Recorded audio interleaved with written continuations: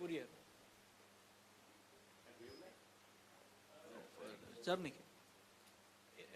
Somebody wanted to ask a question.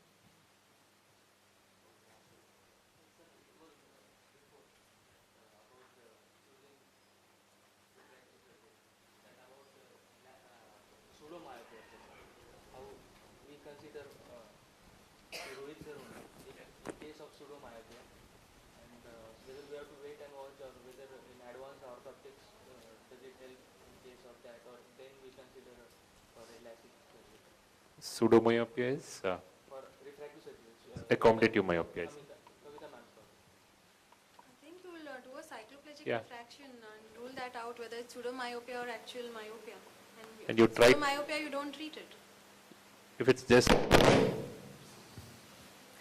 it's not me. Hartmann-Shack is always Hartmann-Shack is always easy for you to acquire the image. Churning is always difficult for the acquiring the image. But we don't know whether the Hartmann-Shack actually acquires image which is not true, or truly the churning is not giving you a good image. We have both the machines. I think, but it's Hartmann-Shack comes, even if you try on the patient, you get a very fast acquisition. It gives you all wavefront. But on our wavelight, Dr. Vavekar, you must be having the aberrometry. I mean, it's very difficult to get a good.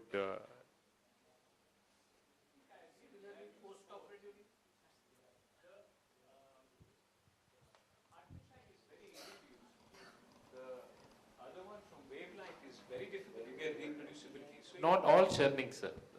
Whatever is based on.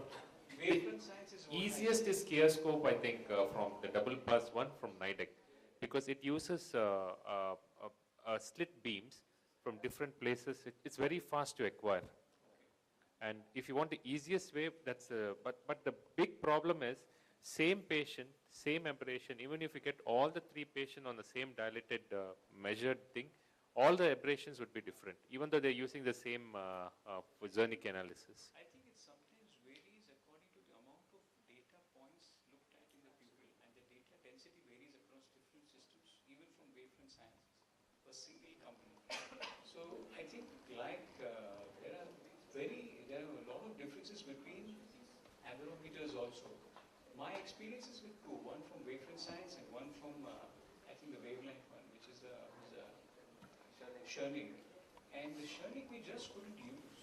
So I don't know how reliable a treatment is based on that. I asked Theo Saylor. He says it's a very perfect system. Until unless it's a perfect grid, it will never give you a valid. That's what he said. We don't know. Having treated many people. Yeah, ray tracing is it traces a single path of rays, and it would be then you'll bypass all this. Ray tracing, I don't think, sir, it needs the algorithms. But having treated many people on the wavefront science system, it works well. So whether it's a perfect system or not, no, I think it gives you good results. So basically, take home is whatever machine you have, you have to just trust that rather than trying to figure out which is the ultimate. Which is an expensive technology. I mean, exercise. Narayan Nedralaya may be able to do it. No. I mean, we're just fortunate enough to have some of them, so we've been trying to figure it. Thank you. We break for lunch. Thank you.